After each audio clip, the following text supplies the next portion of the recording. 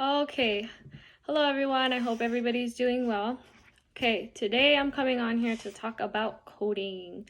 Okay, in the beginning of this exercise, I was actually very intimidated because the first thing that I did was print out all of the interviews, and this is partially how thick, and some of them are front and back, the transcriptions were, and these are actually the ones that I've already spent hours coding.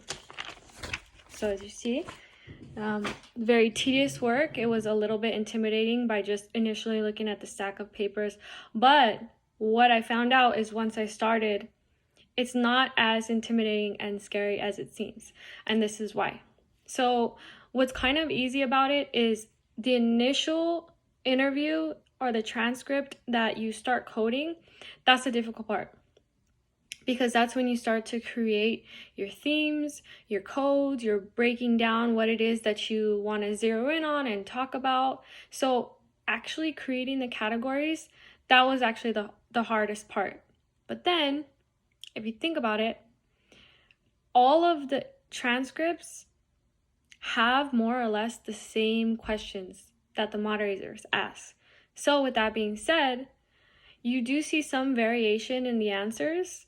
However, a lot of the stuff that is being said and I guess repeated falls right into those categories you initially made in the first transcript that you coded, if that makes sense. So everything after the first transcription just falls into place.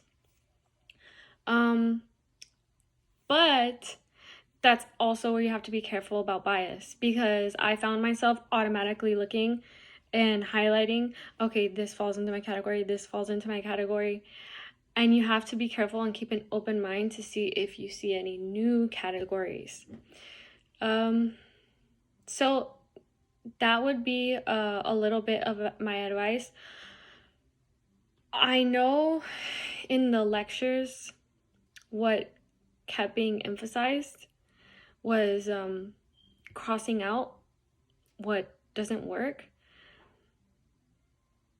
For some, that may be, that's like the golden standard of how to do that. But for me, actually, I didn't start by doing that. I started by highlighting what fit in for me. I felt like it was taking more of my time to concentrate on what doesn't fit and cross that out than doing what I'm doing now. So my advice is I highlighted and created codes, and then after went back and crossed out. So that way, like, the codes stand out a little bit brighter. So that would be my best advice. Okay, good luck to everybody. I hope everybody's well. Thank you. Okay, bye.